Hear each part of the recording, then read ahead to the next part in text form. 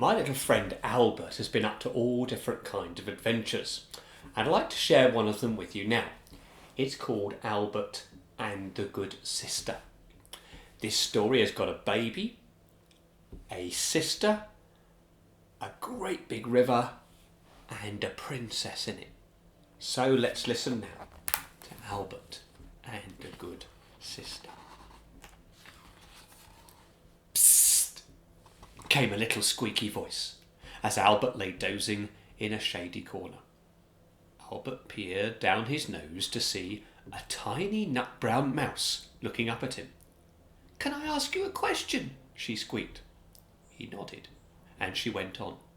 "I'm the smallest mouse in the whole field. I have 6 brothers, and every single one is bigger than me. They say I'm just a silly mouselet, and I'll never be any use. Is it true?" Albert made a space for her just inside the curl of his tail and began to tell a story. His very great aunt Lapis, who once lived in Egypt, had told it to him. Lapis lived in a tiny nest near a big river in Egypt, the River Nile. In the house nearby there were 2 children, Miriam and Moses. Lapis kept a careful eye on both of them wherever they went. Miriam was a big sister to her baby brother Moses. One day Moses would have a great big voice like a tiger roaring. Not now though. Now he was small and chubby and gurgly like most babies. Early one morning, Lapis was munching on a crumb of bread when she overheard Miriam speaking to her mother. Her mother was packing baby Moses into a basket. "What are you doing, Mum?" Miriam asked. "I'm doing it to keep him safe," Miriam's mother said. "Mighty Pharaoh has said that he hates all our baby boys and he will surely kill them if he gets the chance." In her hiding place, Lapis put her nose in her paws. She hated the sound of that. The basket had special tar painted on the bottom to make it waterproof, and some soft blankets inside for baby Moses. Before the mother picked up the basket, she knelt down before Miriam and placed her hand on the girl's shoulder. "Do you remember the day Moses was born, and I asked you to be a good sister to him?" she asked. Miriam nodded. "Well, today I want you to remember that," said her mother. Miriam went with her mother down to the River Nile and watched as she nudged the little basket out into the reeds. As her mother went back home, Miriam stayed to watch from where she hid. Behind Miriam, in the shade of a specially tall reed, Lapis was hiding. She had followed them. The sun climbed higher and higher in the sky, and Miriam was very thirsty, but she didn't move. Up above, great white egrets flapped across the sky, but Miriam did not move. Sometimes a strange movement made the waters ripple. Was it a crocodile?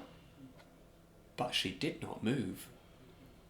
Lapis did not move either. She was so thirsty and so hot, but she wouldn't leave Miriam and her baby brother all alone. Hours later, Lapis pricked up her teeny tiny ears as she heard footsteps coming closer.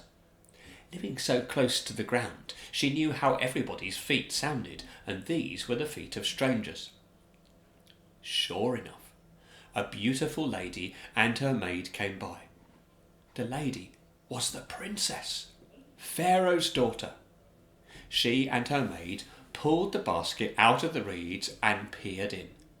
They both cried, "Ah," as they looked down at the little baby. Taking a very deep breath, Miriam stepped forward. She'd never spoken to a princess before. "Shall I find you someone to look after the baby, Your Highness?" The princess nodded. "Go and find someone who can look after the baby for me," she said. Miriam knew the very best person in the whole world to take care of her baby brother. As she ran home, nobody saw the tiny tail and speedy paws of a little mouse running beside her. Grasping her mother's hand, Miriam brought her to meet the princess. As her maid handed over the basket with baby Moses inside, the princess explained that she would like him to be cared for until he was old enough to go and live at the palace. Lapis pricked up her ears at the mention of a palace. She wondered what sort of crumbs she might find on the floor there. She wouldn't go though. She belonged with the people who needed her. As the princess turned to leave, Moses' mother looked back over her shoulder and winked at Miriam.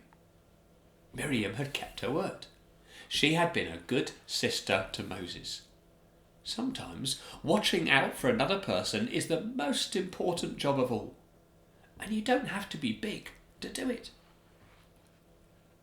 Albert looked down to see if the tiny harvest mouse was still listening, but she was already wriggling free. "Sorry," she said. "I have an important job to do. Someone needs me to watch over them." And with that, she was gone. Albert went back to sleep, dreaming of his tiny, very, very great aunt, Lapis.